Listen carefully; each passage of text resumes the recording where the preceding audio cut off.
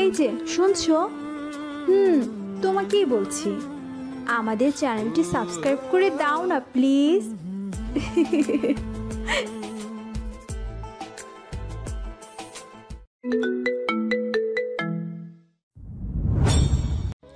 I want divorce.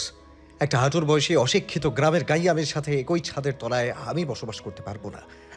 তুমি আমার যোগ্য না, আর না কখনো আমার যোগ্য হয়ে উঠতে পারবে। সবাই যখন আমার বউ দেখতে চাইবে তখন লজ্জায় মাথা কাটা যাবে আমার।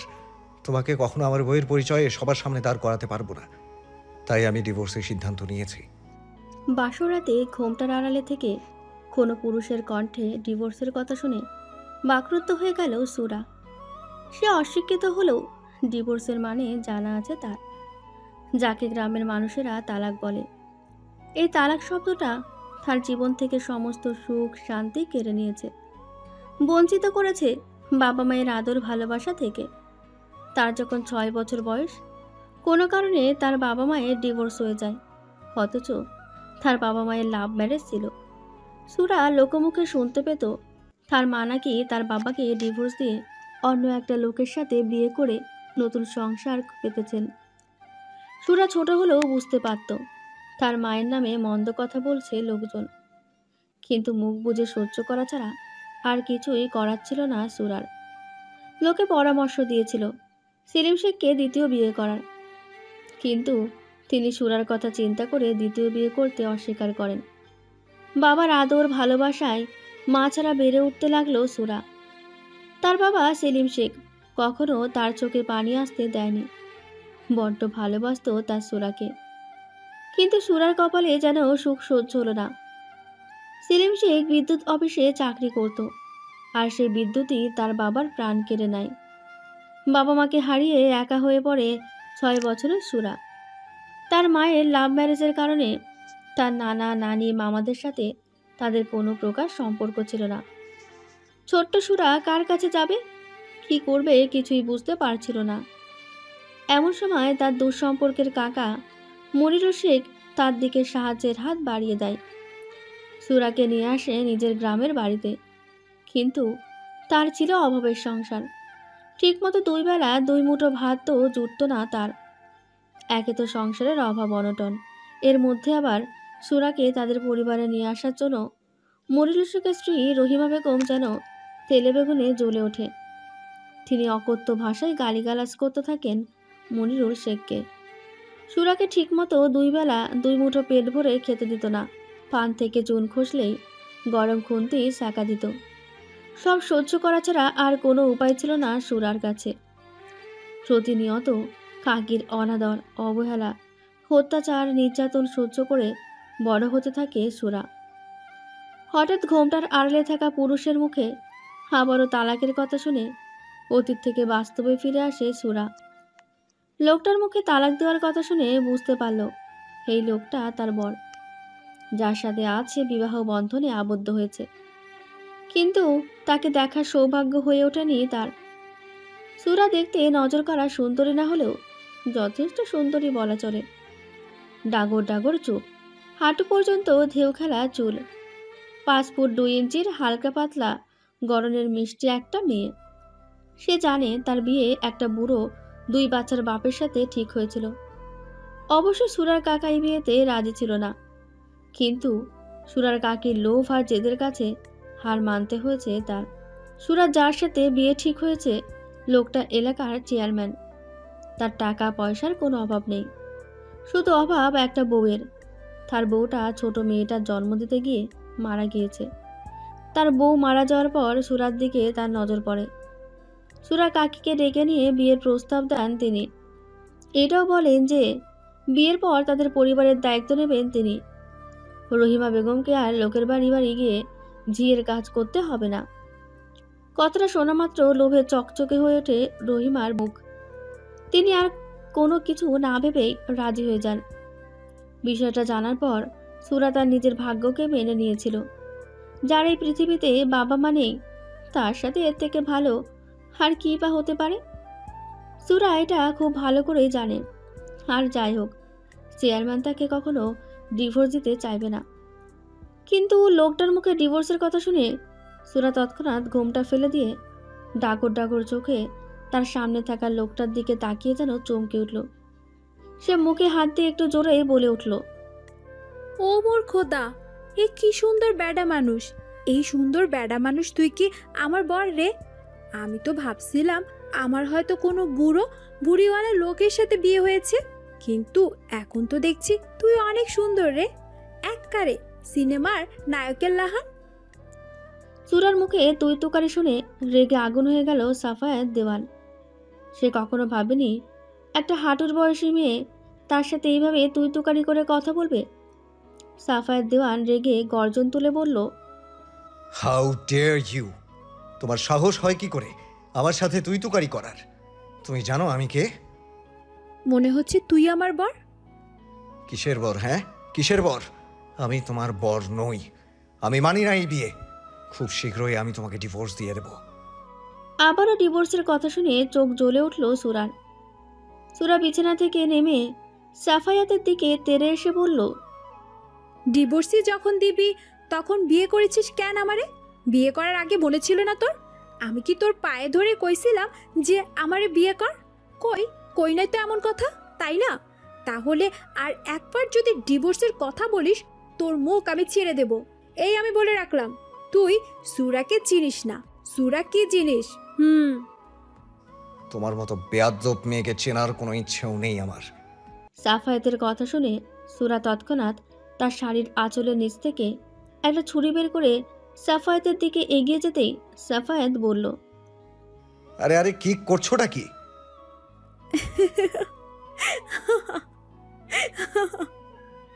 সুন্দর বেডা মানুষ বুঝি ভয় পাইছে? এইটা তোর জন্য না রে, এটা সাথে রাখছি ওই বুড়োর জন্য, যার সাথে আমার বিয়ে ঠিক হয়েছিল। ভাবছিলাম বাসুরাতে বেডার বিয়ে করার শখ মিটিয়ে দিব, কিন্তু তোর জন্য আমার সেই ইচ্ছেটা পূরণ হলো না। তোমাকে তো ভেবেছিলাম তুমি হয়তো গ্রামের সহজ সরল হবে, কিন্তু না, আমি ভুল ছিলাম।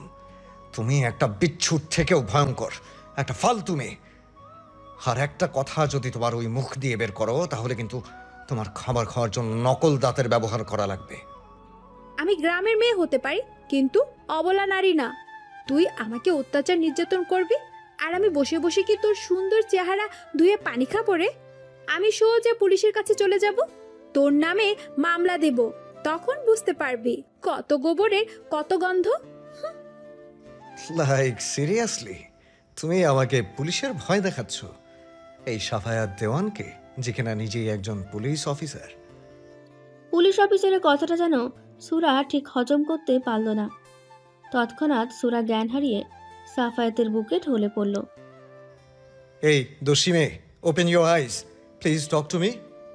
সাফায়াত সুরার থেকে কোনো রেসপন্স না পেয়ে চিন্তিত স্বরে বলল, চাপ বাবা, আমি পুলিশ অফিসার শোনা মাত্র সেন্সলেস হয়ে গেল। সাফায়াত সুরাকে নিয়ে বিছানায় শুইয়ে দিয়ে উঠতে যাবে, এমন সময় সুরার হাতের দিকে তার নজর পড়ে। ফর্সা হাতে কেমন কালশিটের দাগ পড়ে আছে, যা দেখে সাফায়াতের পা থমকে গেল।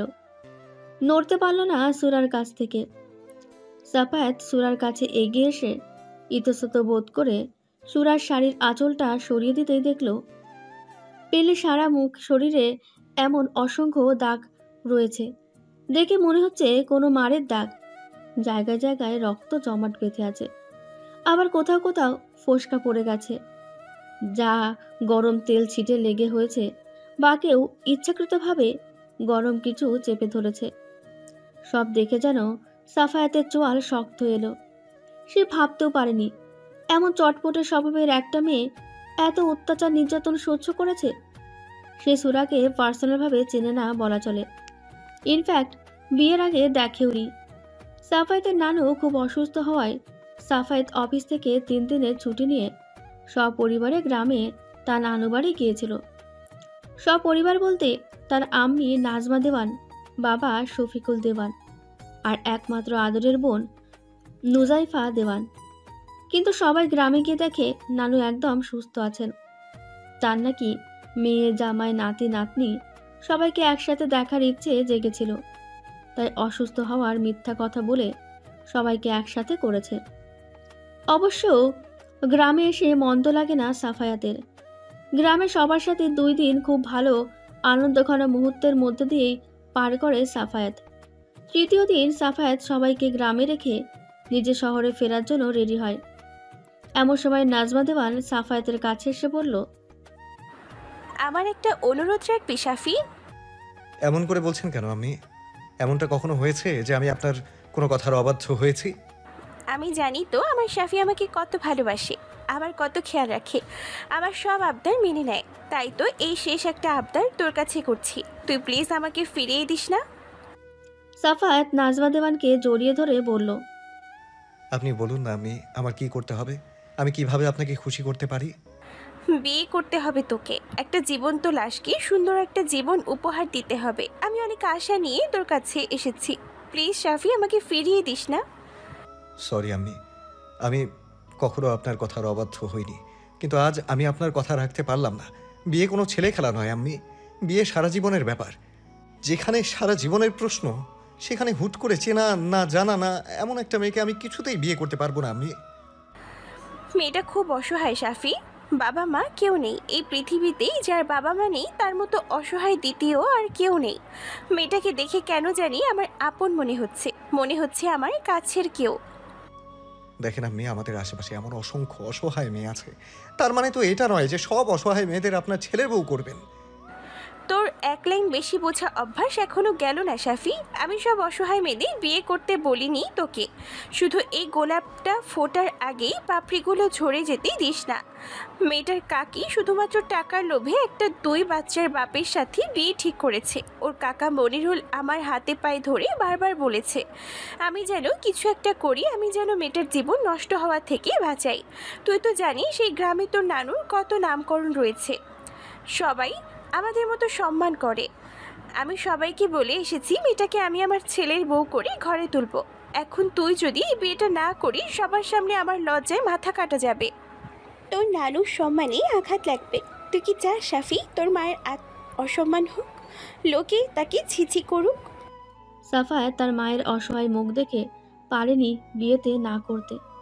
একদম অপ্রস্তুতভাবে বিয়েটা হয়ে যায় তাদের। পুরনো কথা মনে হতেই নাজমা দেওয়ানের প্রতি অভিমান হয় সাফায়াতের। তিনি তাকে ইমোশনাল ব্ল্যাকমেল করে একটা গাইয়া বিচ্ছু মেয়ের সাথে বিয়ে দিয়েছেন, যে মাত্র কয়েক মিনিটের মধ্যে তার মতো একজন পুলিশ অফিসারের অবস্থা নাজেহাল করে দিয়েছে। তার মুখ চিরে দেওয়ার হুমকি দিয়েছে। সাফায়াত গ্লাসে পানি নিয়ে এসে সুরার চোখে মুখে পানির ছিটা দিয়েই সুরা সাফায়াতের হাত ধরে বলল, আমাকে দয়া করে আর মারিস না, এইভাবে মার খেতে খেতে আমি মরে যাব। হে ইউ, আমি তোমাকে কখন মারলাম? উল্টো তুমি আমার মুখ ছেড়ে দিতে চেয়েছো, বিচ্ছু একটা। সুন্দর বেড়া মানুষ তুই। আমি ভাবছি আমার কাকি, স্বপ্নে দেখেছিলাম আমার ঘুম থেকে একটু উঠতে দেরি হয়ে গেছে, তাই কাকি আমার মুখে গরম পানি ছুঁড়ে মারছে। ডোন্ট প্যানিক, আমি তোমার কাকি না। পিকনিক? পিকনিক মানে সুরার খুব ভালো করে আছে। গ্রামে থাকতে কাকির হাড়ি থেকে চাল ডাল চুরি আর আমার বান্ধবীদের সাথে কত পিকনিক করেছি। অবশ্য পরে কাকির হাতে মারও খেতে হয়েছে। তুই কি এখন আমার সাথে পিকনিক করবি? চল না সুন্দর বেড়া মানুষ, আমরা পিকনিক করি। অনেক দিন চাল ডাল চুরি করে পিকনিক খাওয়া হয় না। ওহ গড, এ কার পাল্লায় পড়লাম আমি? আমি বললাম প্যানিক আর সে শুনেছে পিকনিক। যাই হোক, তুমি পুলিশের কথা শুনে অজ্ঞান হয়ে গেলে কেন? তুই কোনো পুলিশ না, তাই না রে? আমাকে মিথ্যে পুলিশের ভয় দেখাচ্ছিস তুই। তোমাকে মিথ্যা কেন বলতে যাব আমি? আমি সত্যি একজন পুলিশ অফিসার, তাই আমার সাথে কোনো প্রকার ঝামেলা করলে আমি সোজা তোমাকে জেলে ঠুকিয়ে দেব। আল্লাহ গো, এইটা আমার কি সর্বনাশ হইল গো। আমি যদি জানতাম আমার পুলিশের সাথে বিয়ে হচ্ছে, আমি কিছুতেই এই সুন্দর বেড়া মানুষটা বিয়েই করতাম না। প্রয়োজনে ওই বুইড়া বেডের বউ হইতাম। আল্লাহ গো, আমার আন্ডা বাচ্চাগুলো লুলা হবে গো। হে কি হয়ে গেল আমার জীবনে। আন্ডার বাচ্চার কথা শুনে কাশি উঠে গেল সাফায়াতের। সে বিরক্ত হয়ে বলল, কি সব আবল তাবল বকছো তুমি? আবল তাবল বকিস না রে সুন্দর বেড়া মানুষ। আমার বন্ধুদের থেকে শুনছি পুলিশ নাকি খুব খারাপ হয়, সবাইকে ধরে ধরে খুব মার মারে, আর মানুষের অভিশাপে তাদের ছেলে মেয়ে লুলা হয়। হায় আল্লাহ, আমি তো লুলা পোলাইফানের মা হয়ে যাবো গো। এই সমাজ পুলিশ সম্পর্কে অত্যন্ত বাজে ধারণা নিজেদের মধ্যে পুষে রাখে। তারা সবসময় পুলিশের নেগেটিভ দিকগুলো তুলে ধরে। তারা দেখতে পায় পুলিশ একটা লোককে মারছে, কিন্তু কেন মারছে, সে কি অপরাধ করেছে, এটা কখনো জানতে চায় না। আমরা এটা জানি, হিংস্র জীবজন্তু যাদের মানুষের মতন বোধবুদ্ধি নেই, তবুও তারা ততক্ষণ না একজন মানুষের ওপর আক্রমণ করে যতক্ষণ না মানুষ তাকে আঘাত করে।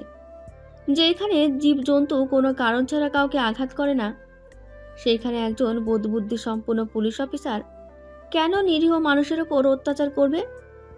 পুলিশের কাজ নাগরিকদের সুরক্ষা নিরাপত্তা প্রদান করা।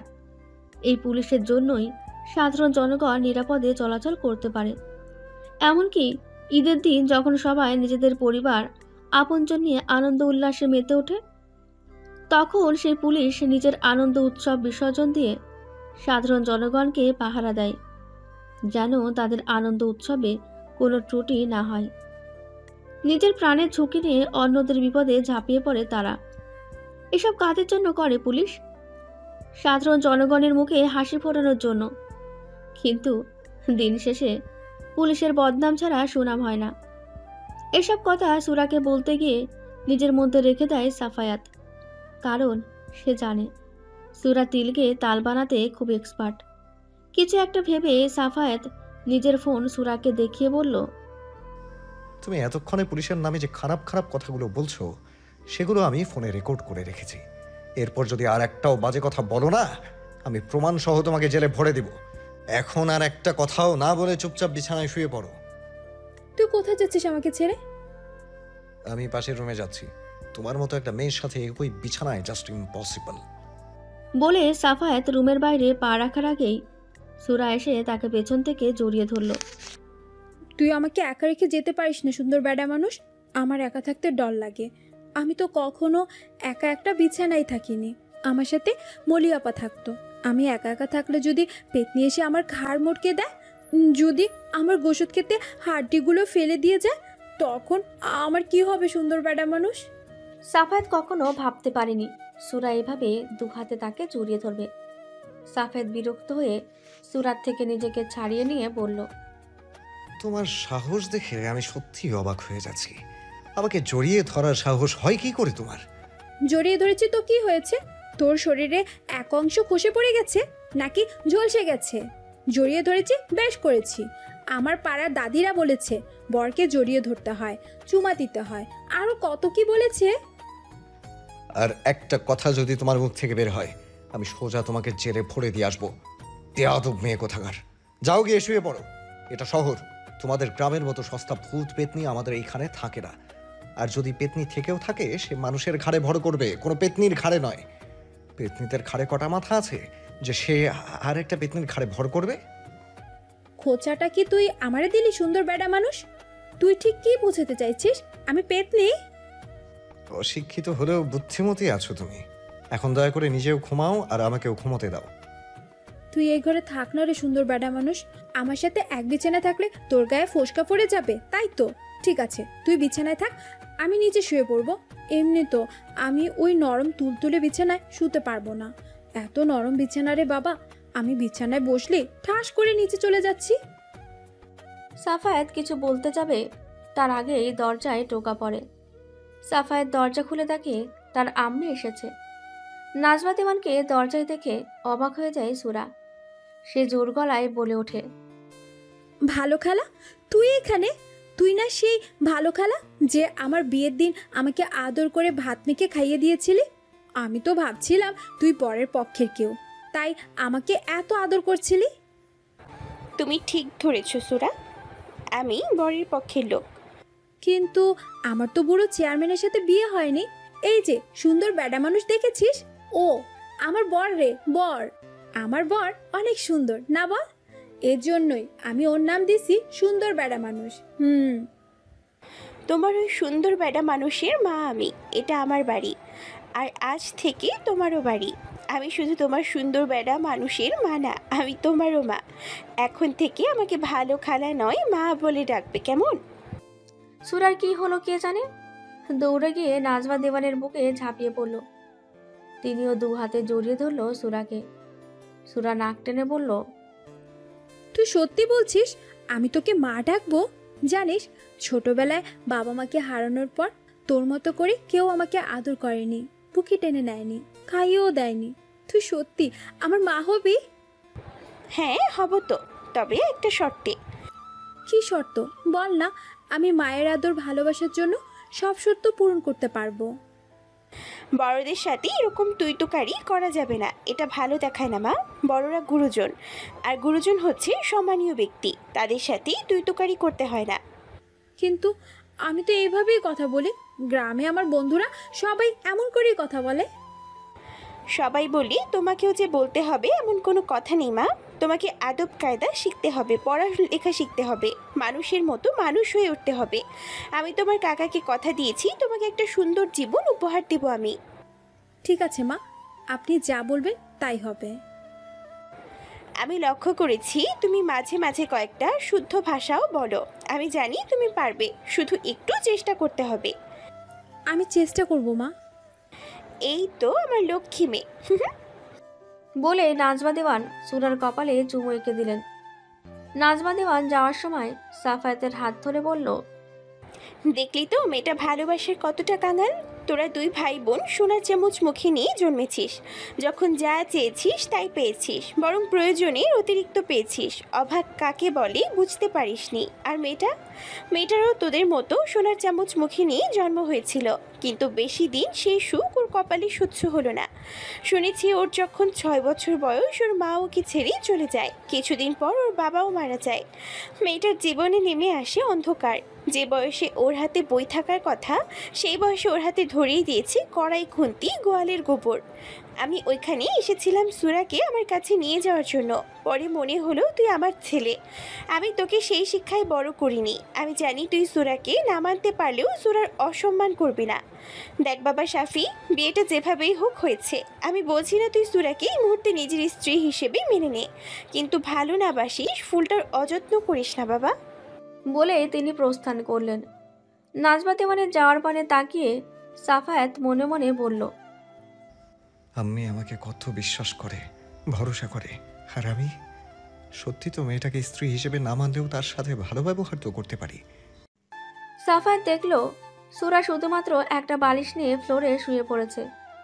যা দেখে সাফায়াত সুরাকে ডেকে তুলে বলল, বিছানায় গিয়ে শুয়ে পড়ো। না, আমি বিছানায় গেলে তুই আমাকে ছেড়ে চলে যাবি, আর সেই সুযোগে পেতনি এসে আমার ঘাড় মোটকে দিব। আমি কোথাও যাচ্ছি না, আমিও বিছানায় ঘুমোচ্ছি। সত্যি? হ্যাঁ। বলে দুজনের মাঝখানে একটা কোল বালিশ দিয়ে সাফায়াত শুয়ে পড়ল। যা দেখে সুরাও সাফায়াতের অপর পাশে আস্তে করে শুয়ে বলল, হে আল্লাহ, আমি মনে হয় শহীদ হয়ে যাব এই তুলতুলে বিছানায় শুতে গিয়ে। তুমি এই বিছানাটাকে শক্ত করে দাও আল্লাহ। সুরার কথা শুনে সাফায়াত বলল, তুমি যদি না ঘুমিয়ে আর একটা কথাও বলো, আমি সোজা বাইরে চলে যাব, আর জানালা দিয়ে পেতনি এসে তোমার রক্ত খেয়ে চলে যাবে। সুরা ভয় পেয়ে সাফায়াতের গেঞ্জি ধরে বলল, আমি ঘুমাচ্ছি। অতঃপর সুরা তার কপাল চাপড়াতে চাপড়াতে বলল, আয় ঘুম আয় সুরার চোখের পাতায়, না হলে যে সুন্দর বেডা মানুষ আমাকে ছেড়ে দিবে পেতনিদের খাঁচায়। মাঝরাতে ঘুমের মধ্যে হঠাৎ করে সাফায়াতের মনে হলো যেন কেউ তার হাত কামড়ে গোস্ত উঠিয়ে নিয়ে যেতে চাইছে। সাফায়াত ব্যথায় কুকিয়ে ওঠে, জলদি রুমের লাইট জ্বালিয়ে দিয়ে দেখে ঘুমের মধ্যে সুরা সত্যি সত্যি তার হাত কামড়ে ধরে রেখেছে। মনে হচ্ছে তার হাত একটা লেগ পিস, আর সুরা সেই লেগ পিস থেকে গোস্ত ছিঁড়ে খেতে চাইছে। সাফায়াত তৎক্ষণাৎ সুরার থেকে নিজের হাত ছাড়িয়ে নিয়ে দেখে সুরার দাঁতের কামড়ের ছাপ স্পষ্ট ফুটে উঠেছে তার হাতে। সাফায়াত একটু জোর দিয়ে সুরার থেকে হাত ছাড়িয়ে নেয়, যার ফলে জেগে যায় সুরা। সুরাকে জাগতে দেখে সাফায়াত রাগান্বিত হয়ে বলে, আর ইউ ক্রেজি? জীবনে কখনো গোস্ত খাওনি, আর খাবে কিভাবে? মনে হয় না জীবনে কখনো গোস্ত চোখে দেখেছো। শেষ পর্যন্ত আমার হাত বেছে নিলে ছিঁড়ে খাওয়ার জন্য।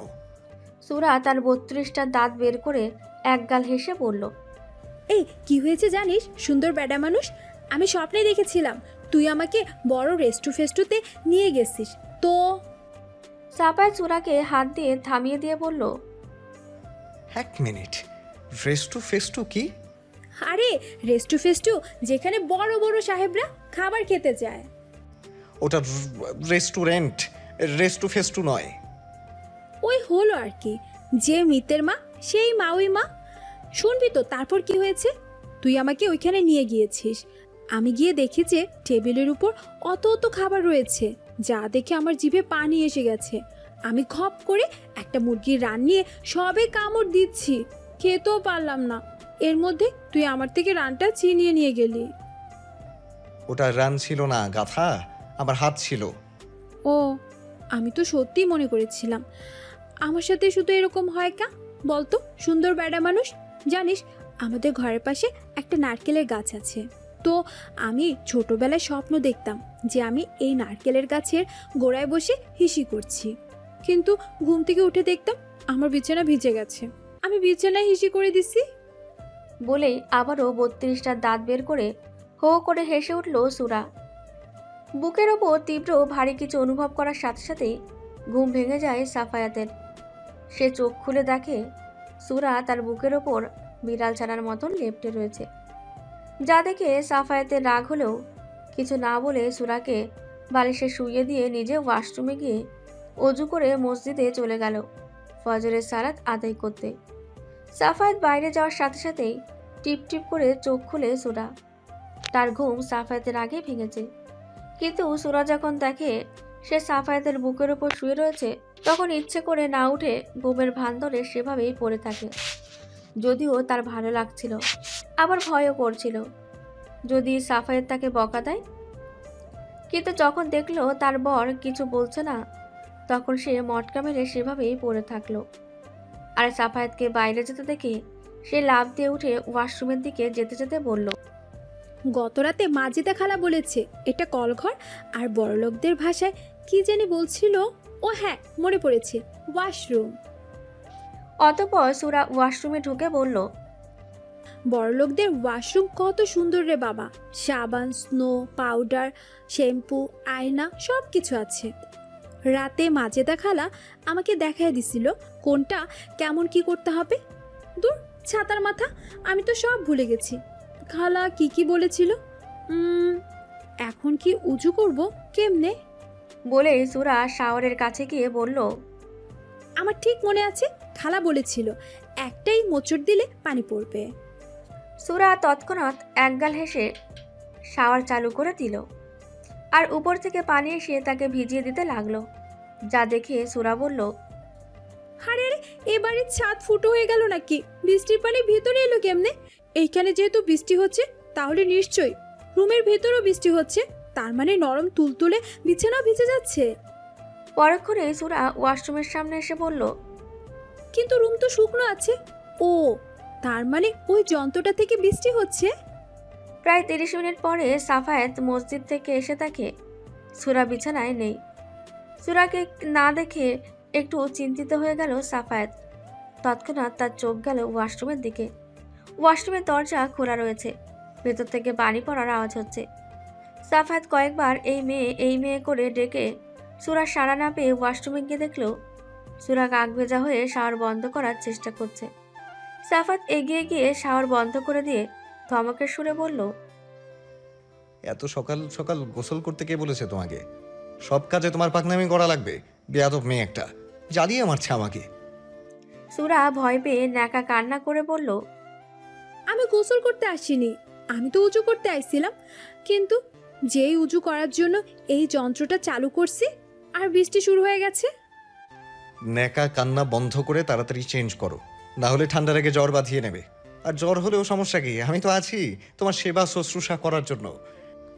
আমি তো আমাকে তোমার হুকুমের দাস বানিয়ে রেখেছি।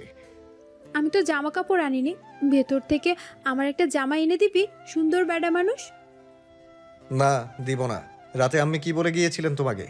তুই তুকারি করতে না করেছিল, ভুলে গিয়েছো সেই কথা?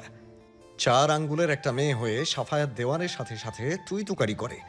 আর একবার যদি তোমার মুখে তুই তুকারি বেটা মানুষ শুনেছি, তোমার মুখ একদম ভেঙে দেবো আমি। কথাটা মাথায় থাকে যেন বলে সাফায়াত রুমে এসে তাকে কোথাও সুরার জামা কাপড় কিচ্ছু নেই। সে কি করবে বুঝতে না পেরে তার বোন নুজাইফাকে কল করে তার একটা ড্রেস দিয়ে যাওয়ার জন্য, কিন্তু নুজাইফা কল রিসিভ করার আগেই নাজমা দেওয়ান তার নিজের একটা শাড়ি আর প্রয়োজনীয় সব কিছু নিয়ে এসে বলল, মেয়েটার বাড়ি থেকে ওর জামা কাপড় কিছু নিয়ে আসেনি, তাই আপাতত আমার এই শাড়িটা নিয়ে আসলাম, এখনকার মতো এটা পরবে। আর তুই আজকে সুরাকে সাথে করে নিয়ে কয়েকটা ড্রেস কিনে দিবি। সরি আমার আজ অফিস আছে, আমি যেতে পারবো না। আপনি বা নুজাইফা গিয়ে নিয়ে আসবেন। ঠিক আছে, কিন্তু সুরা কোথায়? ওকে দেখছি না যে। ওয়াশরুমে গিয়ে দেখেন আপনার সুরা আছে, সে অজু করতে গিয়ে গোসল করে বসে আছে। বেয়াদব অসভ্য মেয়ে একটা, শুধুমাত্র আপনার জন্য ওকে সহ্য করতে হচ্ছে আমার। আমি কিন্তু আর সহ্য করবো না আপনি ওকে আমার রুম থেকে নিয়ে যাবেন। নাজমা দেওয়ান প্রত্যুত্তরে কিচ্ছু না বলে ওয়াশরুমে গিয়ে দেখে সুরা ভেজা কাপড়ে দাঁড়িয়ে রয়েছে। তিনি সুরাকে শাড়ি দিয়ে চলে আসতে যান, এমন সময় সুরা পেছন থেকে ডেকে বলল, আমি তো শাড়ি পরতে পারি না মা, আমি কি শাড়িটা পরিয়ে দিবি? পরক্ষণে সুরার মনে হয় সে আবারও তুই করে বলে ফেলেছে। তৎক্ষণাৎ সুরা দাঁত দিয়ে জিভ কেটে বলল, এ মুখ ফসকে আবারও তুই বেরিয়ে গেছে। এই আমার চোখ ছুঁয়ে বলছি, আমি আর কখনো তুই করে বলবো না। মনে থাকবে তো? হ্যাঁ মা, খুব করে মনে থাকবে। নাজমা দেওয়ান মিষ্টি এসে সুরাকে সুন্দর করে শাড়ি পরিয়ে দিয়ে বলল, ড্রেসিং টেবিলের উপরে আমি কিছু গয়না রেখে এসেছি, এগুলো পরে নিচে আসবে, কেমন? ঠিক আছে মা। সুরা ভেজা কাপড় ব্যালকনিতে মেলে দিয়ে এসে আয়নার সামনে দাঁড়িয়ে চুড়ি কানের দুল পরে একটু জোরের সাথেই বলল, ও মা, বড়লোকদের শাড়ি চুড়ি পরে আমাকে কি সুন্দর লাগছে, একদম যেন আসমানের পরে। কিছুদিন আগে বুড়িগঙ্গা নদীর তীরে একটা মহিলা লাশ পাওয়া গিয়েছে, যে কেসের দায়িত্ব সাফায়েতের ওপর পড়েছে। সাফায়েত সেই কেসের ফাইল চেক করছিল। এমন সময় সুরার চিৎকার শুনে আয়নার মধ্যে একটা মায়াবী চেহারা দেখে থমকে যায়, যে চেহারার মধ্যে নেই কোনো প্রসাধনীর ব্যবহার। হঠাৎ সাফায়েতের নজর যায় সুরার হাঁটু পর্যন্ত লম্বা চুলের দিকে। চুল থেকে ফোঁটা ফোঁটা পানি পড়ে টাইলস ভিজে গিয়েছে। সাফায়েত কি মনে করে ফাইল বিছানার উপর রেখে হাতে একটা টাওয়াল দিয়ে সুরার পেছনে দাঁড়িয়ে তার লম্বা চুলগুলো মুছে দিয়ে বলল, যে চুলের যত্ন নিতে পারো না সে চুল এত বড় রাখার কি দরকার বেয়াদব মেয়ে? মনিরুল কাকার থেকে শুনেছি আমার বাপ নাকি আমার চুল অনেক পছন্দ করত। তিনি আমার চুলে শ্যাম্পু করে দিত, তেল দিয়ে চুল বেনি করে দিত। ছোটবেলা থেকেই নাকি আমার চুল বড়। অবশ্য কাকি অনেকবার চুল কেটে দিতে চাইছে। সে বলতো আমি অত বড় চুলের শ্যাম্পু তেল কিনে দিতে পারবো না, কিন্তু কাকা কাটতে দেয়নি। প্রথম আমার বিরক্ত লাগতো, কিন্তু পরে যখন জানতে পারলাম আমার চুল আমার বাপের অনেক পছন্দ ছিল, তখন আর আমার বিরক্ত লাগেনি। আমার মনে হয় এই চুলে আমার বাপের হাতের ছোঁয়া আছে, ভালোবাসা মিশে আছে। বলতে বলতে সুরার চোখ ভিজে গেল। তোমাদের মেয়ে জাতির ওই এক সমস্যা, কিছু পারো বা না পারো কথায় কথায় ঠিক চোখের পানি নাকের পানি এক করে দিতে পারো। কথায় কথায় এমন চোখের পানি ফেলে কি শান্তি পাও বলো তো? সাফায়েতের কথা শুনে সুরা তৎক্ষণাৎ সাফায়েতের দিকে ঘুরে তার শার্ট টেনে নিজের নাক পরিষ্কার করে কিছু বলার আগেই সাফায়েত চিৎকার করে বলল, ছি ছি, এটা কি করলে তুমি? নাক পরিষ্কার করার জন্য আর কিছু পেলে না বেয়াদব মেয়ে? এমন ভাব করছেন যেন আমি আপনার শার্ট দিয়ে নাক নয় হাগু পরিষ্কার করছি। নাকে তো শুধু পানি থাকে, একটু পানি তো মুছেছি, তাতে এমন কি হয়েছে? সাফায়েত প্রত্যুত্তরে কিছু না বলে রাগে গজগজ করতে করতে ওয়াশরুমে চলে গেল। তার যাওয়ার পানে তাকিয়ে সুরা বলল, যাক বাবা, আমি তো তার সাথে তুই তুকারি করিনি, তাহলে বেটা এমন করে রাগ করলো কেন? আমি কি খারাপ কিছু বলছি বা করছি? আমাকে কি তোমার মানুষ মনে হয় না নাজমা? তোমাকে কতবার বললাম এমন একটা গাইয়া অশিক্ষিত মেয়ের সাথে সাফির বিয়ে দিয়ে ছেলেটার জীবন নষ্ট করে দিও না, কিন্তু তুমি তো আমাকে মানুষ বলেই মনে করো না। আমার কথার কোনো মূল্য আছে তোমার কাছে? সাফি যেমন তোমার ছেলে তেমনি আমারও ছেলে। ওর জীবনের সিদ্ধান্ত নেওয়ার অধিকার শুধু তোমার একার নয়, আমারও আছে।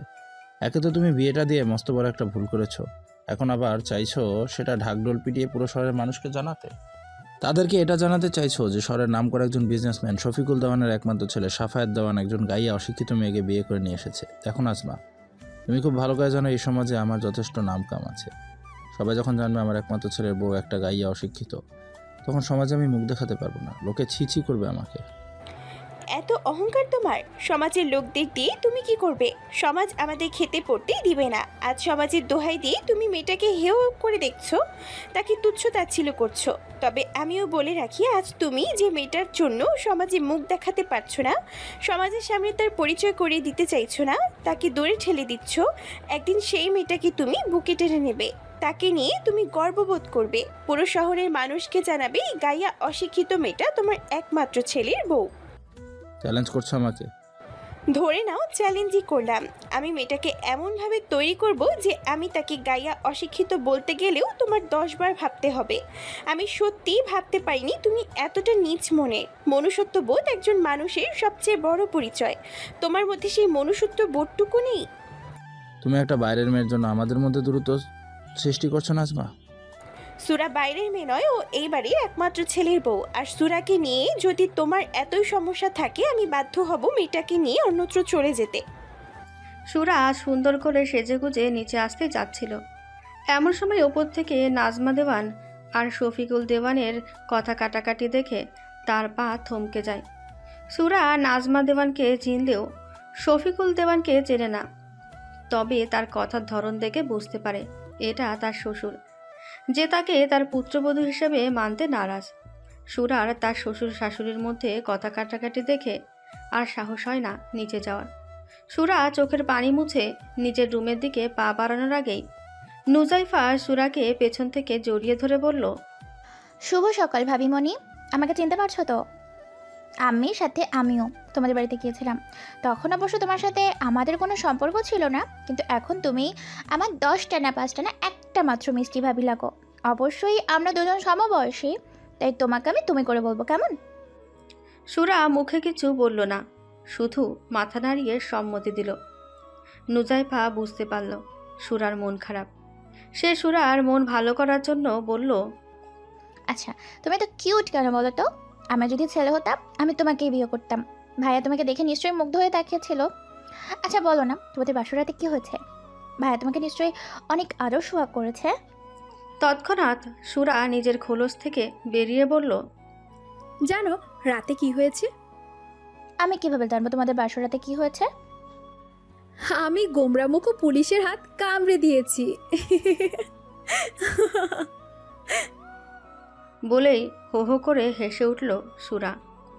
গোমরামুখ পুলিশ? তাকে আমি একটা ভালো নাম দিয়েছিলাম, সুন্দর বেডা মানুষ, কিন্তু তার এই নাম পছন্দ হয়নি, তাই তো আবার নতুন করে গোমরামুখ পুলিশ রাখছি। ভালো হয়েছে না? নুজাইফা বুঝতে পারল মেয়েটা অনেক সহজ সরল। সে বলল, হ্যাঁ, ভাইয়ের সাথে গোমরামুখ পুলিশ নামটা একদম পারফেক্ট হয়েছে। আর তোমাকেও ভাইয়ের সাথে দারুণ মানিয়েছে, যাকে বলে মেড ফর ইচ আদার। এটা আমার মন রাখতে বলছো তাই না? আমি অশিক্ষিত হলো অতটুকু বুঝতে পারছি যে আমি তোমার ভাইয়ের যোগ্য না। কোথায় তোমার ভাইয়া আর কোথায় আমি? আমি তো তোমাদের বাড়ির কাজের লোক হওয়ারও যোগ্যতা রাখি না। এভাবে বলছো কেন ভাবিমণি? কেউ কি তোমাকে কিছু বলেছে? ভাইয়ার হয়তো একটু রাগ হয়েছে, কিন্তু আমার ভাইয়া এমন নয় যে কোনো মেয়েকে অসম্মান করবে, তার গায়ে হাত তুলবে। আমার জন্য তোমাদের পরিবারে অশান্তি শুরু হয়েছে, শুধুমাত্র আমার জন্য শ্বশুর শাশুড়ির মধ্যে ঝগড়া হয়েছে। তবে এটা দেখে আমার ভালো লেগেছে যে মনিরুল কাকার পরে কেউ একজন আমার জন্য ভাবে, আমার জন্য নিজের বরের মুখে মুখে তর্ক করছে। ও শুধুমাত্র আমি তোমার আপন হয়ে গেল, আমি তোমার কেউ নই। সুরা কিছু বলতে যাবে তার আগেই মাজেদা এসে বলল, ননদ ভাবিতে মিলে কি গল্প হচ্ছে শুনি তো? শুধু গল্প খেয়েই পেট ভরবে নাকি নাস্তা করা লাগবে? এই তো যাচ্ছি। বলে নুজাইফা সুরাকে নিয়ে নিচে আসলো। সুরাকে দেখে নাজমা দেওয়ান বুকে টেনে নিয়ে কপালে চুমু দিয়ে বলল, যাও মা, টেবিলে গিয়ে বসো। আমি খাবার বেড়ে দিচ্ছি, তুমি কি খেতে পছন্দ করো আমাকে বলবে, কেমন? আমি নিজ হাতে তোমার পছন্দের রান্না করে দিব। ঠিক আছে মা। বলে সুরা চেয়ারে বসে সবে এক টুকরো পরোটা মুখে দিয়েছে। এমন সময় শফিকুল দেওয়ান ডাইনিং টেবিলে উপস্থিত হয়, যা দেখে সুরা একটু ভীত হয়ে চেয়ার ছেড়ে উঠে তার খাবারের প্লেট নিয়ে ফ্লোরে বসে খাওয়া শুরু করে। সুরাকে নিচে বসে খেতে দেখে মাজেদা এগিয়ে এসে বলল, এই মা, নতুন বউ তুমি, চেয়ার টেবিল ছেড়ে নিচে বসে খাচ্ছ কেন? টেবিল চেয়ারে বসে বুঝে খেতে পারো না? হ্যাঁ, আসলে আমি তো কখনো টেবিল চেয়ারে বসে খাইনি। আমি তো খেতাম মাটিতে বসে। মনিরুল কাকা যখন বাড়িতে থাকতো তখন সবাই একসাথে বসে খেতাম, কিন্তু কাকা যখন কাজের জন্য শহরে আসতো তখন চাচি আমাকে ঠিকমতো খেতেও দিত না। সবার খাওয়া শেষ হলে যদি অবশিষ্ট কোনো খাবার থাকতো সেইটুকু দিত আমাকে, অথচ তার ছেলে মেয়ে খাবার খেতে না পেরে নষ্ট করত। একদিন তো পেটের জ্বালায় সহ্য করতে না পেরে বাসন মাজতে গিয়ে মলিয়াপা আর সুজন ভাইয়ের ফেলে দেওয়া খাবার খাইছিলাম আমি। বলেই চোখের পানি মুছতে লাগলো সুরা। তোমার কি আর একটা পরোটা লাগবে বউ? আমি কি এনে দেবো? না খালা, এইটুকু খেলে আমার পেট ফুলে কাঁঠাল হয়ে যাবে, মনে হবে আমি যেন 7 মাসের পোয়াতি। সুরার কথা শুনে হেসে উঠল মাজেদা। পরক্ষণেই তিনি বললেন, দেখো মা, তুমি এখন এই বাড়ির বউ। এই বাড়ির নিয়ম কানুন আচার আচরণ শিখতে হবে তোমাকে। তোমাকে সাফি বাজানে যোগ্য হয়ে উঠতে হবে। টেবিল চেয়ারে বসে খাওয়ার অভ্যেস করতে হবে। আমি তো টেবিলে খেতে চাইছিলাম খালা, কিন্তু আমি আমি সকালে শুনেছি আমার শ্বশুর আমাকে পছন্দ করে না। আমার জন্য তিনি ভালো মার সাথে ঝগড়া করেছেন। এখন তিনি যদি আমাকে টেবিলে খেতে দেখেন নিজে না খেয়ে চলে যান, তাই তো আমি টেবিল থেকে চলে আসলাম। বাহ, তুমি তো খুব বুদ্ধিমতী নতুন বউ। কিন্তু এইভাবে শ্বশুরের থেকে আড়ালে আড়ালে থাকলে তার মন জয় করতে পারবে না নতুন বউ। তোমাকে তোমার শ্বশুরের মন জয় করতে হবে। আমি পারবো না খালা, ওনাকে দেখে আমার ভয় করে। মনে হয় যেন উনি কোনো মানুষ না, আস্ত একটা দৈত্য। এটা অবশ্য তুমি ঠিক বলেছো নতুন বউ। বলেই হো হো করে হেসে উঠল মাজেদা আর সুরা। দূর থেকে সুরা আর মাজেদাকে হাসাহাসি করতে দেখে শফিকুল দেওয়ান বললেন, খুব তো বড় মুখ করে বলেছিলে গাইয়ামিকে তুমি সাফির যোগ্য করে তুলবে, কিন্তু তুমি বোধহয় জানো না কুকুরের পেটে কখনো ঘি হজম হয় না। দেখো কিভাবে চেয়ার টেবিল ছেড়ে নিচে বসে রাজহাঁসের মতো খাবার গপ গপ করে খাবার গিলছে, যেন এমন খাবার জীবনেও চোখে দেখেনি। ওই মেয়েটা এবাড়ির কাজের মেয়ে হওয়ারও যোগ্যতা রাখে না। আমি তোমাকে আবারও বলছি নাজমা, আশেপাশের লোকজন জানার আগেই তুমি মেয়েটাকে যেখান থেকে নিয়ে এসেছিলে সেখানে রেখে এসো। মেয়েটা আমাদের মান সম্মান ধুলোয় মিশিয়ে দেবে। তুমি কি চাইছো আমি এই বাড়ি থেকে বেরিয়ে যাই? বুঝতে পারছি না একটা অসহায় এতিম মেয়েকে নিয়ে তোমার এত সমস্যা কিসে? মেয়েটার এত মায়াবী চেহারা দেখলেই কেমন যেন মায়া লাগে, বুকে জড়িয়ে নিতে ইচ্ছে হয়, কথায় কথা বাড়ে। তবু এই কথাটা আমি না বলে থাকতে পারছি না শফিকুল। ভুলে যেও না তুমিও একজন এতিম ছিলে। কাকা কাকি রোড অ্যাক্সিডেন্টে মারা যাওয়ার পর আমার বাবা তোমাকে আদর স্নেহ দিয়ে বড় করেছেন, পড়ালেখা শিখিয়ে মানুষের মতো মানুষ করে তুলেছেন। তবেই না তুমি আজ শহরের একজন নামকরা বিজনেসম্যান হতে পেরেছো। কই আমি বা আমার পরিবার কখনো তোমার সাথে এমন আচরণ করিনি, তোমাকে এতিম বলে ছুঁড়ে ফেলে দেয়নি। একবার সুরার জায়গায় নিজেকে বসিয়ে দেখো শফিকুল। আমরা যদি তখন তোমাকে ছুঁড়ে ফেলে দিতাম, আজ তুমিও সুরার মতো অশিক্ষিত গেও আনস্মার্ট হয়ে রাস্তায় রাস্তায় ঘুরে বেড়াতে। তুমি আমাকে খোটা দিচ্ছ নাজমা? খোটা নয় শফিকুল, আমি তোমাকে তোমার পরিস্থিতির কথা বোঝাতে চাইছি। পরিস্থিতি মানুষকে কখন কোথায় নিয়ে যায় এটা কেউ বলতে পারে না। সুরার পরিবার নিয়েই তোমার সমস্যা, তাই তো? ঠিক আছে, আমি যতদিন না পর্যন্ত সুরাকে এই বাড়ির উপযুক্ত বউ হিসেবে গড়ে তুলতে না পারছি ততদিন কেউ সুরার আসল পরিচয় জানবে না। সবাই এটাই জানবে যে সুরা আমার বোনের মেয়ে। সাফায়াত নাস্তা শেষ করে অফিসে যাওয়ার জন্য রেডি হচ্ছিল। এমন সময় সুরা এসে পড়ল, ও পুলিশ পুলিশ, তুই কি আমার উপর রাগ করেছিস? থুকু, রাগ করেছেন?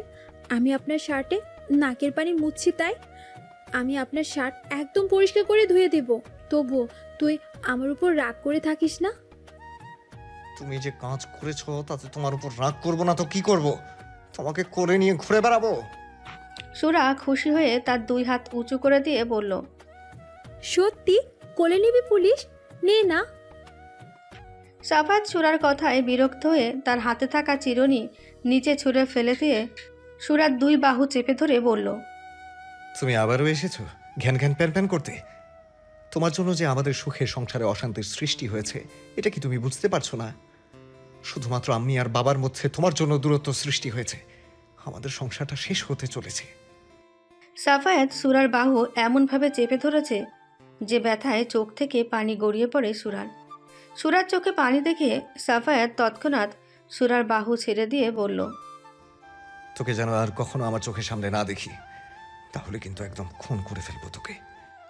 বলেই সাফায়াত বেরিয়ে গেল।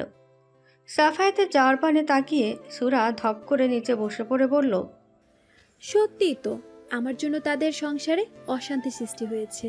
আমি আসলে একটা অপয়া, অলক্ষী। বাপ মা যে কেন একা রেখে চলে গেল, আমি কি করব এখন? কোথায় যাব? কাকার সংসারে থাকাকালীন আমি তাদের সংসারে অশান্তির কারণ ছিলাম, আর এখন এই সংসারেও অশান্তির কারণ হয়ে গেছি। অতঃপর সুরা চোখের পানি মুছে বলল, না না, আমি কারো অশান্তির কারণ হতে চাই না। আমি চাই আমার পুলিশ বর, ভালো শাশুড়ি, দৈত্য শ্বশুর সবাই ভালো থাক। বলেই সুরা নিচে এসে দেখলো দরজা খোলা রয়েছে, অথচ নিচে কেউ নেই। সবাই হয়তো যার যার রুমে রয়েছে। সুরা কোনো কিছু না ভেবে তৎক্ষণাৎ বাড়ি থেকে বেরিয়ে পড়ল। সে জানে না তার গন্তব্য কোথায়। সে হাঁটতে হাঁটতে শহরের মধ্যে চলে আসে। শহরে এত গাড়ি দেখে সুরার হাত পা কাঁপতে থাকে। সকাল সকাল সাধারণত যানজট সমস্যা সৃষ্টি হয়। সবাই তারাই আছে তাদের নিজেদের গন্তব্যে সময় মতো পৌঁছানোর জন্য। সুরার দিকে কারো কোনো খেয়াল নেই। সে বুঝতে পারছে না কোন দিক থেকে কোন দিকে যাবে। হঠাৎ সুরার খেয়াল হয় সাফায়াত রাস্তার অপর প্রান্তে পুলিশের ইউনিফর্ম পরে গাড়ি নিয়ে দাঁড়িয়ে কারোর সাথে কথা বলছে, যা দেখে সুরার মুখে এক চিলতে হাসি ফুটে ওঠে। মুহূর্তের মধ্যেই সুরা ভুলে যায় তার পুলিশ বরের করা অপমানের কথা। সে কোনো দিকে না তাকিয়ে এই পুলিশ বলে দৌড়ে তার পুলিশ বরের কাছে যেতে যায়, কিন্তু তার আগেই একটা গাড়ি এসে ধাক্কা দিয়ে সুরাকে ফেলে দেয়। মুহূর্তের মধ্যে সুরার কোমর রক্তাক্ত দেহ নিচে পড়ে যায়। কি বলছেন আপনি? মেয়েটাকে পাওয়া যাচ্ছে না মানে কি? আমি তো বাড়ি থেকে আসার সময় আমার রুমে থেকে এসেছিলাম। হ্যাঁ রে শাফি, কোথাও সুরাকে পাওয়া যাচ্ছে না। আপনি মেয়েটাকে চিনতে পারেননি? আপনি আজ তো একটা বিচ্ছু মেয়ে, দেখেন কোথাও মটকা মেরে পড়ে রয়েছে। তুই সুরাকে চিনতে না পারলেও আমি তাকে চিনতে ভুল করিনি। মেয়েটা একদম খাঁটি সোনা। আমার তো সন্দেহ হচ্ছে তোকে নিয়ে। আমি শেষবার সুরাকে তোর রুমে যেতে দেখেছিলাম, এরপর থেকে মেয়েটার আর দেখা মেলেনি। তুই সুরাকে আবার কিছু বলিসনি তো? হ্যাঁ বলেছি আপনি, কিন্তু সেরকম কিছু তো বলিনি। শুধু বলেছি আমার রুমে আসবে না, ব্যাস। একটু কথা তো রাতেও বলেছিলাম, কিন্তু তারপরও মেয়েটা এসেছিল আমার রুমে। তাহলে হঠাৎ করে কোথায় গেল মেয়েটা? আমারও একই প্রশ্ন, কোথায় গেল মেয়েটা? ভেতরে কেমন যেন কুগায়। ওর তো শহরে কিছু চেনা জানা নেই। মেয়েটার কোনো বিপদ হলো না তো? ডোন্ট ওয়ারি, আমি বাসায় আসছি, দেখছি কি করা যায়। বলে সাফায়াত ফোন রেখে দিয়ে বলল, 4 আঙ্গুলের মেয়ে আমার উপর রাগ দেখায়। সকালবেলা একটু কথা শুনিয়েছি আর অমনি তার দোষীপনা শুরু হয়ে গিয়েছে। সবাইকে টেনশনে ফেলে দিয়ে নিজে কোথাও মটকা মেরে পড়ে রয়েছে। মেয়েটাকে একবার হাতে পাই, একদম হাট্টি কুট্টি ভেঙে জেলে ঢুকিয়ে দেব। অসভ্য বেয়াদব একটা মেয়ে জ্বালিয়ে মারছে আমাকে। রাগে গজগজ করতে করতে সাফায়াত গাড়িতে উঠতে যাবে, তার আগে একজন কনস্টেবল এসে বলল, স্যার, রাস্তার অপর প্রান্তে একটা মেয়ের অত্যন্ত বাজেভাবে অ্যাক্সিডেন্ট হয়েছে। হাত মনে হয় একদম লোলা হয়ে গিয়েছে, ব্লিডিং হচ্ছে প্রচুর, কিন্তু অপরিচিত একটা মেয়েকে কেউ হাসপাতালে নিয়ে যেতে চাইছে না। তুমি এক কাজ করো শাকিল, অ্যাম্বুলেন্সে কল করো আর মেয়েটাকে হসপিটালে নিয়ে যাও। আর মেয়েটার পরিবারের সদস্যদের খবর দাও। স্যার, ছোট মাউথে একটা বিগ কথা বলছি। আপনি এমনভাবে বলছেন যেন মেয়েটা আমার ম্যারিড করা বউ। আমি যাব আর আমার শ্বশুর শাশুড়িকে খবর দিয়ে বলবো যে আপনার মেয়ের অ্যাক্সিডেন্ট হয়েছে। আরে স্যার, মেয়েটার পরিবারকে আমি কোথায় খুঁজে পাবো? রাবিশ! আগে তাকে নিয়ে হসপিটালে তো যাও, তারপর মেয়েটার ব্যাপারে খোঁজ নিয়ে তার পরিবারকে ইনফর্ম করো। বলে সাফায়াত নিজের বাড়ির উদ্দেশ্যে রওনা হলো। সাফায়াত বাড়িতে এসে কলিং বেল দেওয়ার সাথে সাথেই নাজমা দেওয়ান দরজা খুলে দিল। যেন সাফায়াতের অপেক্ষায় ছিলেন তিনি। সাফায়াতকে দেখা মাত্র সাফায়াতের বুকে ঝাঁপিয়ে পড়ে বললেন, মেয়েটা কোথায় চলে গেল রে শাফি? মেয়েটার দায়িত্ব নিয়েছিলাম আমি ওর কাকা মনিরুলকে কি জবাব দিব? গ্রামের লোকদের সামনে মুখ দেখাবো কি করে? আপনি সব জায়গায় ঠিক করে দেখেছেন তো? হ্যাঁ, আমি বাড়ির প্রতিটা কোণ দেখেছি, কোথাও সুরা নেই। আর না আমরা কেউ সুরাকে বাড়ির বাহিরে যেতে দেখেছি। আমি প্লিজ আপনার কান্না বন্ধ করুন।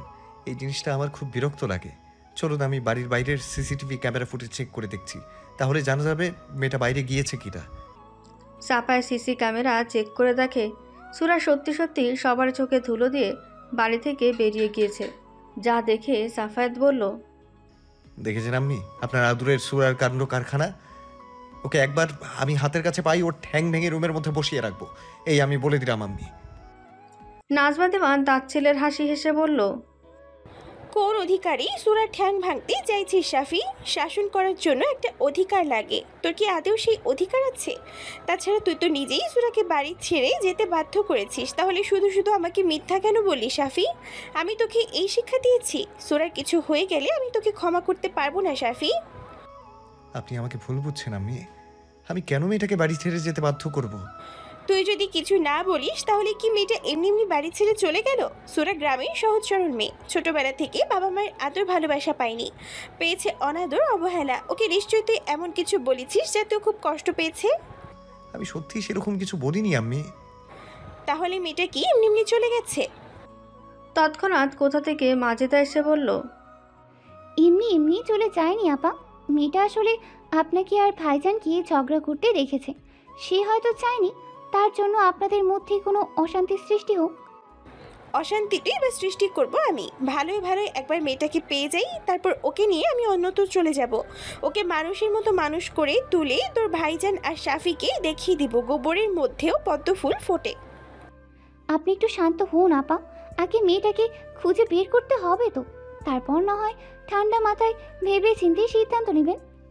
এটা অবশ্য তুই ঠিক বলেছিস। তুই চল আমার সাথে, আমি নিজেই আমার সুরাকে খুঁজে নিয়ে আসবো, কারো সাহায্যের প্রয়োজন নেই আমার। বলে বাইরে পা রাখার আগেই সাফায়েত তার হাত ধরে বলল, আম সরি আম্মি। আমি সত্যি বুঝতে পারিনি মেয়েটা আমার সামান্য কথায় বাড়ি ছেড়ে চলে যাবে। আপনার কোথাও যেতে হবে না আম্মি। আমার জন্য যখন মেয়েটা চলে গিয়েছে আমি নিজেই তাকে খুঁজে নিয়ে আসবো। বলে সাফায়েত বের হতে যাবে, এমন সময় তার ফোন বেজে ওঠে। সাফায়েত দেখল ফোনের স্ক্রিনে শাকিল নামটা জ্বলজ্বল করছে। শাকিলের কল দেখে সাফায়েতের তৎক্ষণাৎ অ্যাক্সিডেন্টের ঘটনা মনে পড়ে গেল। সুরার টেনশনে অ্যাক্সিডেন্টের ঘটনা তার মাথা থেকে বেরিয়ে গিয়েছিল। সে তৎক্ষণাৎ ফোন রিসিভ করে বলল, হ্যাঁ শাকিল, মেয়েটার কি অবস্থা এখন? ওর পরিবারের কারো খোঁজ পেয়েছো কি? হ্যাঁ স্যার, মেয়েটার জ্ঞান ফিরেছে, তবে ডান হাতটা একদম লুলা হয়ে গিয়েছে। মেয়েটার ড্রেস আপ দেখে মনে হচ্ছে ভালো কোনো পরিবারের, অথচ কথা শুনে মনে হচ্ছে কোনো গ্রামের মেয়ে। গ্রামের মেয়ে কথাটা শোনা মাত্র হকচকিয়ে ওঠে সাফায়েত। সে মনে মনে বলল, তাহলে কি সুরার অ্যাক্সিডেন্ট হয়েছিল? ও গড, এটা যেন সত্যি না হয়। সাফায়েত নিজেকে সামলে নিয়ে শাকিলকে জিজ্ঞেস করলো, আচ্ছা মেয়েটা কি পরে আছে? আই মিন শাড়ি না থ্রি পিস? কেন স্যার? তোমাকে যা জিজ্ঞেস করেছি তার উত্তর দাও। মেয়েটা কালো কালারের শাড়ি পরে আছে, গায়ে কিছু গহনাও দেখা যাচ্ছে, মনে হচ্ছে কোনো নতুন বউ। আমি মেয়েটার কাছে ওর বাড়ির ঠিকানা জিজ্ঞেস করেছি, কিন্তু মেয়েটা তেমন কিছু বলতে পারছে না, শুধু বলছে ও কোনো সুন্দর বেড়া মানুষের বাড়িতে থাকে। সুন্দর বেড়া মানুষ কথাটা শোনা মাত্র সাফায়েত দৌড়ে তার গাড়ি নিয়ে হসপিটালে ছুটে এলো। সে শাকিলের বলা কেবিনে প্রবেশ করে দেখল সাদা বেডের ওপর সুরার কোমল দেহটা পড়ে রয়েছে, যা দেখে কলিজা মোচড় দিয়ে উঠল সাফায়েতের। সাফায়েতকে এইভাবে হসপিটালে ছুটে আসতে দেখে অবাক হয়ে গেল শাকিল। শাকিল অবাক হয়ে বলল, স্যার, এই গার্লটা কি আপনার ম্যারিড করা বউ? না মানে আপনি মেয়েটার ডিটেলস জানার পর ছুটে চলে আসলেন, আবার আপনাকে দেখতে কেমন বিধ্বস্ত লাগছে তাই বললাম আর কি। সাফায়াত শাকিলের দিকে কটমোটে চোখে তাকিয়ে বলল, তোমার এখানে আর কোনো কাজ নেই, তুমি তোমার কাজে যাও। ঠিক আছে ঠিক আছে, আমি গো দিচ্ছি। তবে যাওয়ার আগে মেয়েটাকে আর একটু দেখে যাই। কি সুইট একটা মেয়ে, লুক লাইক নায়িকা নায়িকা। জানেন স্যার, আজকে আমার নিজের মধ্যে কেমন যেন নায়ক নায়ক ফিল আসছে। নায়কেরা যেমন বিপদে পড়লে নায়ক এসে তাদেরকে উদ্ধার করে, তেমনই আমিও আজ নায়কের মতো এসে মেয়েটাকে উদ্ধার করেছি।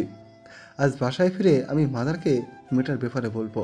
মেয়েটাকে বেশ মনে ধরেছে আমার, মনে হচ্ছে মেয়েটা কোনো পুলিশের আত্মীয়।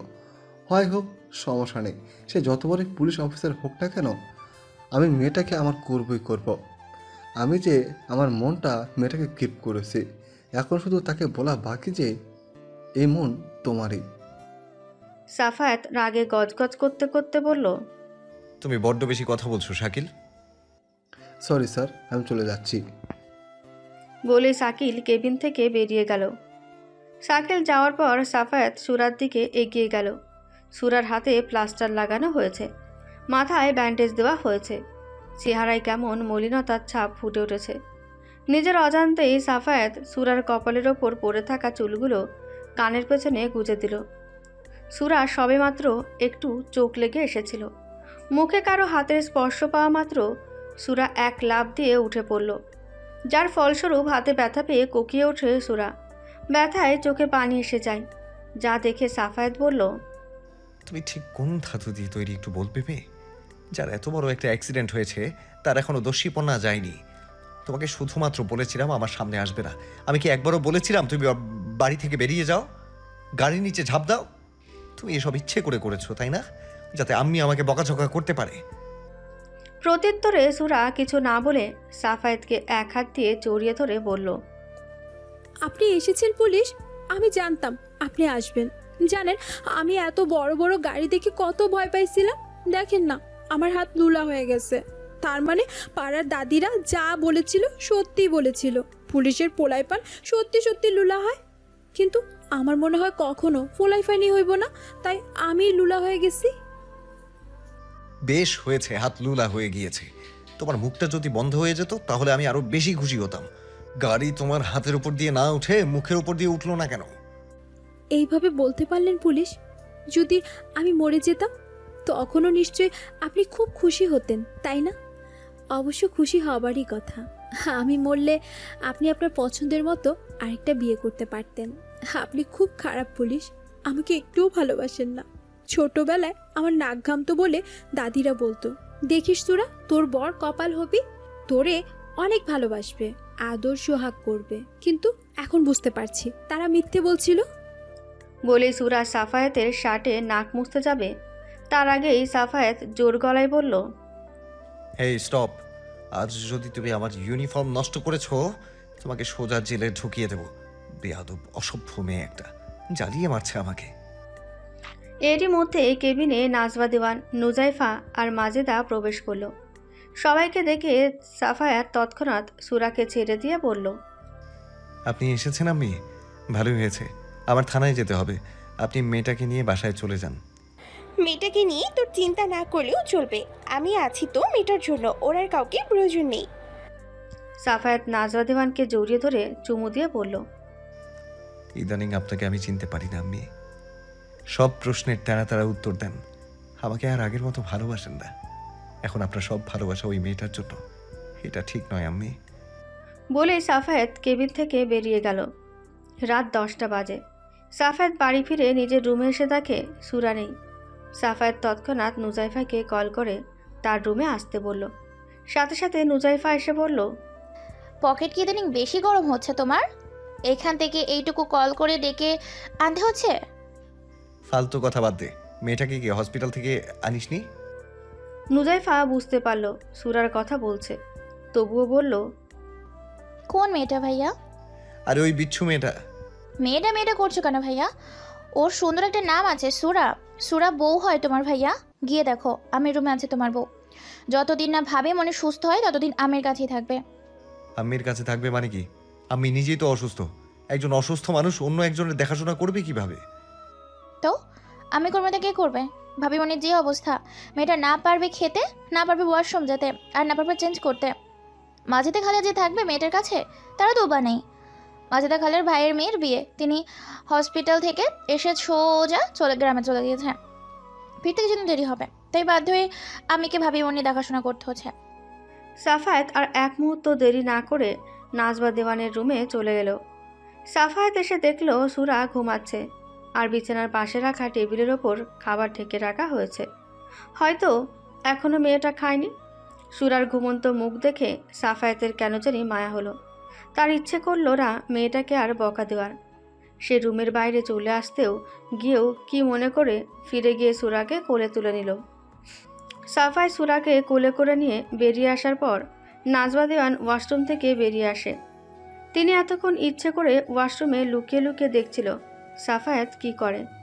তিনি চেয়েছিলেন আজই সুরাকে নিয়ে তার বোনের বাসায় চলে যাবেন, কিন্তু সাফায়াতে সুরার প্রতি কেয়ার দেখে তিনি তার সিদ্ধান্ত পরিবর্তন করছেন।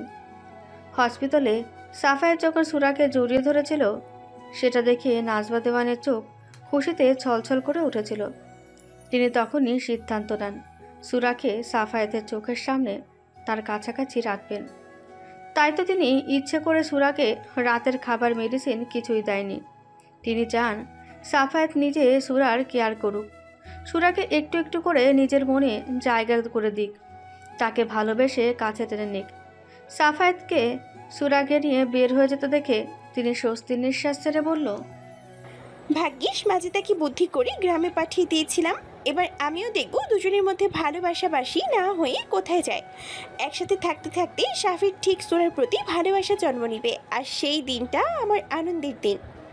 সুরার ঘুমের মধ্যে মনে হলো সে যেন শূন্যে ভাসছে। সে ঘুমের মধ্যেই চিৎকার করে বলল, ভূত ভাই দয়া করে আমার রক্ত খাস না। আমার পুলিশ বরের গায়ে অনেক গোস্ত, অনেক রক্ত আছে। আমার গায়ে তো হাড্ডি ছাড়া কিছুই পাবি না। রাস্তার কুকুরও আমার দিকে তাকিয়ে ভাবে সে আমার গোস্ত খাবে নাকি তার গোস্ত আমাকে দান করবে। তুই আমাকে ছেড়ে দিয়ে আমার পুলিশ বরকে ধর। সুরার কথায় সাফায়েত বিরক্ত হয়ে ধমক দিয়ে বলল, তুমি যদি তোমার ননস্টপ বক বক বন্ধ না করো, আমি কিন্তু তোমাকে নিচে ফেলে দিয়ে বাকি যে হাতটা আছে সেটাও ভেঙে দেব। তারপর তুমিও ভূতের দলে যোগ দেবে। সাফায়েতের ধমক খেয়ে সুরার ঘুম উবে যায়। সে তৎক্ষণাৎ এক হাত দিয়ে সাফায়েতের গলা জড়িয়ে ধরে বলল, আমাকে নিচে ফেলবেন না সুন্দর বেটা মানুষ। আমার ভূত হওয়ার কোনো ইচ্ছে নেই। আমি আপনাকে ছেড়ে ভূতের কাছে যাব না। প্রত্যুত্তরে সাফায়েত সুরাকে বিছানায় বসিয়ে দিয়ে বলল, এইখানে চুপচাপ বসে থাকবে, আমি ফ্রেশ হয়ে এসে তোমাকে খাইয়ে দেব। আমি এই তুলতুলে বিছানায় বসবো না পুলিশ। আমি ঠাস করে নিচে চলে যাব তো। সাফায়েত প্রত্যুত্তরে কিছু না বলে কটমটে চোখে সুরার দিকে তাকিয়ে ওয়াশরুমে চলে গেল। যা দেখে সুরা ভয়ে একদম চুপসে গিয়ে বলল, চাপ বাবা, আমি আবার কি করলাম? এই দেখি হাগু দিলেও দোষ, পাদু দিলেও দোষ। সুরার ভাবনার মাঝেই হঠাৎ দরজা খোলার শব্দ পেয়ে সুরা পাশ ফিরে তাকাতে দেখল সাফায়েত শুধুমাত্র ট্রাউজার পরা অবস্থায় রয়েছে। হয়তো শাওয়ার নিয়ে বেরিয়েছে। তার গা বেয়ে বিন্দু বিন্দু মুক্তার মতো পানি পড়ছে, যা দেখে বড্ড ভালো লাগছে সুরার। ইচ্ছে হচ্ছে একবার ছুঁয়ে দেবার। সাফায়েত সুরাকে নির্লজ্জের মতন তার দিকে তাকিয়ে থাকতে দেখে বলল, what the hell are you? এভাবে নির্লজ্জের মতো তাকিয়ে রয়েছো কেন? জীবনে কখনো ছেলে দেখোনি নাকি ভাবছো আজ রাতে আবার কোন জায়গার গোস্ত ছিঁড়ে খাবা? আপনি এত সুন্দর কেন পুলিশ? আপনি সুন্দর বলেই কি আমাকে ভালোবাসেন না? ওই বুড়ো চেয়ারম্যান আমার বর হলে ঠিকই আমাকে ভালোবাসতো। প্রিয়া তো অসভ্য মেয়ে একটা। ভালোবাসার কি বোঝো তুমি? হ্যাঁ, যার নাক টিপলে এখনো দুধ বের হবে তার মুখে সবসময় ভালোবাসার কথা। আর একবার যদি তোমার মুখে ভালোবাসার কথা শুনেছি, তোমার মুখ আমি ভেঙে দেব। সাফায়েতের ধমক খেয়ে সুরা বিছানায় গাল ফুলিয়ে বসে রয়েছে। সাফায়েত নাজমা দেওয়ানের রুমে এসে সুরার খাবার আর মেডিসিন নিয়ে এসে নিজে হাতে ভাত মেখে সুরাকে খাইয়ে দেয়। সুরাও তৃপ্তি সহকারে সম্পূর্ণ খাবার শেষ করে, কিন্তু বিপত্তি বাধে ওষুধ খাওয়া নিয়ে। সুরা কিছুতেই ওষুধ খাবে না। এক পর্যায়ে সাফায়েত সুরাকে জোর করে ওষুধ খাইয়ে দেয়, যার ফলস্বরূপ সুরা গলগল করে বমি করে নিজের শাড়ি ভিজিয়ে দিয়ে সাফায়েতের ভয়ে কান্না করে দেয়। সুরার কান্না দেখে সাফায়েতের রাগ নিমেষেই পানি হয়ে যায়। সে সুরার দিকে এগিয়ে গিয়ে সুরার চোখের পানি মুছে দিয়ে বলল, আমি কি তোমাকে মেরেছি নাকি বকা দিয়েছি? তুমি ঠিক কি করতে চাইছো বলো তো? এমনিতেই একটা কেস নিয়ে মাথা খারাপ হয়ে যাচ্ছে। থানা থেকে ফিরে এসে যে একটু শান্তি করবো তারও উপায় নেই। তুমি কি বাচ্চা মেয়ে যে জোর করে তোমাকে ওষুধ খাওয়াতে হবে? আমি ওই ওষুধ খেতে পারি না পুলিশ। সেটা পারবে কেন? পারবে তো শুধু আমার মাথা খেতে। আমার মাথা খেয়েই তো তোমার শান্তি মেলে। যেটুকু খাবার খেলে সেটা তো দিলে বমি করে উঠিয়ে, শাড়িটাও নোংরা করে দিলে। আমি অনলাইনে তোমার ড্রেস অর্ডার করেছি, ড্রেস সকালে দিয়ে যাবে। কিন্তু এখন কি পরবে তুমি? আপনি আমাকে একটু ধরে ওয়াশরুমে নিয়ে চলুন, আমি ধুয়ে পরিষ্কার করে নেব। ডাফার একটা। ধুয়ে পরিষ্কার করে ভেজা কাপড়ে থাকবে তুমি? সুরার থেকে কোনো রেসপন্স না পেয়ে সাফায়েত সুরাকে নিয়ে ওয়াশরুমে রেখে কাবার থেকে নিজের একটা শার্ট নিয়ে সুরাকে বলল, আপাতত আমার এই শার্ট ছাড়া তোমাকে পরতে দেওয়ার মতো আর কিছু নেই। এখনকার মতো এই শার্ট পরো, সকালে তোমার ড্রেস চলে আসবে। আমি কিভাবে পরবো? আপনি মা না হয় নুসাইফাকে একটু ডেকে দিন। এখন কটা বাজে জানো? 12টা। এত রাতে তোমাকে সাহায্য করার জন্য কি সবাই জেগে বসে রয়েছে? তাহলে তাহলে আবার কি? শাড়ি খোলো তাড়াতাড়ি, বিশ্রী গন্ধ আসছে। আপনার সামনে খুলতে পারবো না, আপনি বাইরে যান। আমার মাথা ব্যথা করছে মেয়ে, তোমার এত রং তামাশা দেখার সময় নেই।